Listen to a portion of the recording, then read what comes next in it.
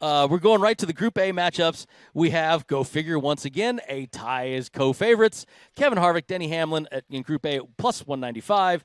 Martin Truex Jr. at 325. And how about this number, Jeff Motley, the biggest number we have ever seen in the group matchups at the Westgate, plus 475 on Kyle Busch in Group A. Pretty remarkable. I mean, so they're saying it's going to be way harder for him to beat these three guys than it is for him to finish in the top three. Well, they've got it that it is more of a challenge to beat them than top three, and they almost have he's half the odds just to beat those guys than to win the race. Well, you know what? What the heck is the way I look at it. That's kind of the way I'm going to look at that one. I'm not foreshadowing anything. I know I've been on the don't line for a while, but I don't think it would be that bad to pick both Truex and Kyle Busch there, because there's a really good chance. There's a good chance. You know, I mean, look. Kevin Harvick and Denny Hamlin are not bulletproof. I mean, they've seen bulletproof, but we've seen anything happen. I mean, Kevin Harvick broke the track bar, the sway bar at Dover, ended up not having a top 10 on the first day of the doubleheader there. I mean, Denny's had issues. Happen. Denny this year seemed to overcome the pit issues that he had. That he's normally done in the past. Yeah. All right, Group B, Chase Elliott, Brad Keselowski, co-favorites, plus 230. Joey Logano, 300, and Eric Almirola, 330. Right there, the first thing that sticks out to me is we talked about at the start of the show, Chase Elliott was a threat to win that race when the accident happened. Yeah, I would have put Chase Elliott in Group A and Kyle Busch in Group B had I been. How they've been running right now, absolutely. Yeah. But I like that the odds makers did it this way because that gives Chase Elliott. It'd be hard sell to get me off of Chase Elliott in Group B. Yep, I'm with you. Group C. Alex Bowman plus 265 with Ryan Blaney and Kurt Busch all there as co-favorites. Eric Jones plus 275. Ryan Blaney's the wild card there. You've talked about Blaney. Blaney is one of those guys that he's the opener, as you've liked to call him. He does well. But that Eric Jones, I've talked about him. I haven't talked about Ryan Blaney. Eric Jones being the long shot in this deal, plus 275. I mean, that's fair. I'm not getting the vibe of how you can put Alex Bowman and Kurt Busch right now on the same level with Ryan Blaney based on. Let me give you Ryan Blaney's 7 races he's had there. 30th, 13th, 31st, 15th, 13th, 16th, 21st. So he's never finished above 15th. Never led a lap, no stage points. Average finish at 19. Let's see. Kevin Harvick hadn't won at Pocono. Denny Hamlin hadn't won at Dover. Do I sense a theme here? Okay, but that's Kevin and Denny we're talking about. This is a guy that if you're telling me he's a favorite over Eric Jones, who's got 5-star, this to me, the Westgate has. If you're looking for the mismatched number, Eric Jones is it right there. I'm all in on Blaney. I think I might have to change one of my picks just to go head-to-head against you. Bring it on, big boy. All right, Group D, we've got Clint Boyer at 260, William Byron 260, Tyler Reddick 275, and Matt DiBenedetto 275. That is a extremely, to me, difficult group to pick. I could make a case for every single one of them. All 4 of them. I think that group comes down between Byron and Matty D, though.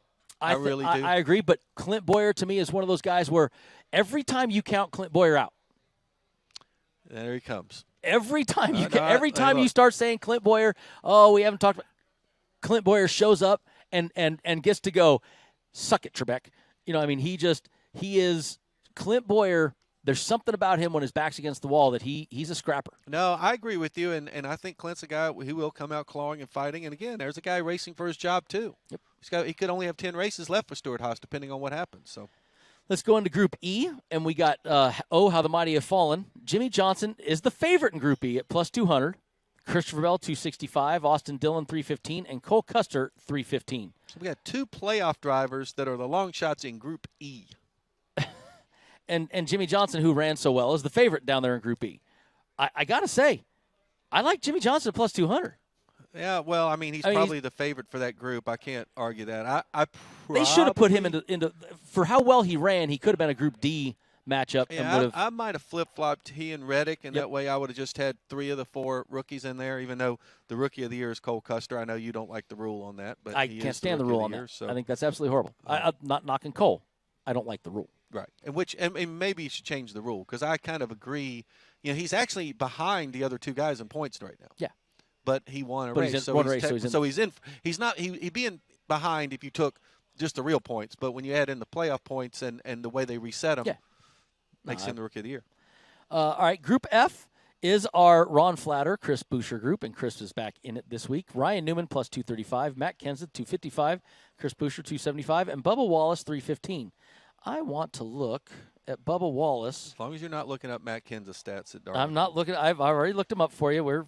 They're great, but you don't believe it. 16th in the last race. I believe the stats. 21st and 16th when we came back from COVID. You know, I kind of like that Bubba Wallace. I mean, Newman, once again, the old sneaky assassin, 4 top 10s in the last 10 races. Newman's a guy and look, he's not going to abuse his equipment. He's been around a long time. He's a smart racer. I mean, that's knows a tough what he's one. doing. That is a tough one. I won't be picking anybody out of Group Bubba A. has been so good at surprising us this year, and on off the track, all the stuff. Yeah. He's definitely not the same Bubba Wallace that from the past. So that plus 315, I definitely don't think he should be the dog. But that's a tough one right there. That's a tough one to pick there. I would probably say if that is a toss-up, I'd take Bubba just because he's the best odds. All right, we've gotten through all our groups. We've gotten through all of our head-to-heads, the whole 9 yards. Time for us to make our picks, where I, once again, will start off with my disclaimer, not as violent as it was last weekend when I betted myself to win, but once again, entertainment purposes only for me, Mr. Motley. Last week, I almost was the big winner. If you'd managed to hold on to third spot for another, 1,000 feet. I was almost top 3, which would have been a big win for me. You lost 5 spots in 1,000 feet. How'd you do that? Martin Truex drafted the heck out of it. He side-drafted me, parachuted me. So I was minus 5 points. Mr. Motley, you were also minus 5 points. And amazing, Karina, who did not pick last weekend, gave the picks to the pit crew and producer Ann. Why did producer Ann get 2 broken legs last year? Because she beat us. And what did she do this week? She beat us. See, I thought Karina picked these, and that's why Karina wasn't here this week, because I figured, well, she beat us, then we don't let her come back. But then I find out that Ann and Isaiah apparently Isaiah, I don't know if he's our former producer, our future producer, our sometimes producer. I'm not exactly sure. But Isaiah is the one, I believe, that picked William Byron to get the top 5. Well, listen, I don't know who it was that picked which, but I know that Ann and Isaiah combined to it, and they're the two that have been in the hospital when they start beating us. So I'm not sure they've taken the lesson yet. No. I'm just saying. They need to learn. Yep. Okay. But guess what? Because you were behind me last week, you get to go first. All right, I'll get to go first. So I was going to do the flip a coin and do both Denny Hamlin and Kevin Harvick to win. But I've scratched that idea because I want to go head-to-head with you. As long as you promise me you're picking a Group C pick. I am picking a Group C pick, yes. Then I'm going to go head-to-head with you. I'm flipping a coin on Denny and Kevin, and I'm going Kevin Harvick this week, plus 300. I'm going Eric Jones in the top 5 at plus 500. I'm going Jimmy Johnson in the top 3, at plus 650. Then I'm going off the don't line on Kyle Busch. I'm plus 475 in the group matchups for Kyle. And I'm going to jump on board Eric Jones to win Group C plus 275. All right, I know we're running a little bit short on time today. I'm going Kevin Harvick to win, just like you, at plus 300. I agree with that one. I'm going Chase Elliott, plus 275 for a top 3. I'm also going to go the flyer on Kyle Busch on Group A at plus 475, so we got 2 alike there. Group B, I'm going Chase Elliott, plus 230. And in Group C, I am going against you. I'm going Ryan Blaney. I'm sticking with him, plus 265. And real quick, the pit crew picks for this week, they're going Kurt Busch to win, 25-1.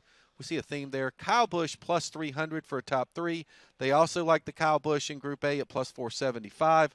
They're going Joey Logano at plus 300 in Group B, and keeping it in the Busch family in Group C, Kurt Busch at plus 265. We're all 3 against each other in Group How about C. That? 3 different picks. We got a heck of a Group C battle going on right there. Well, Mr. Motley, thank you, sir. Manscaped, thank you. Well, thank you. Yeah. VSiN. Darlington this week, and then we're going to go to Richmond after that, right? To the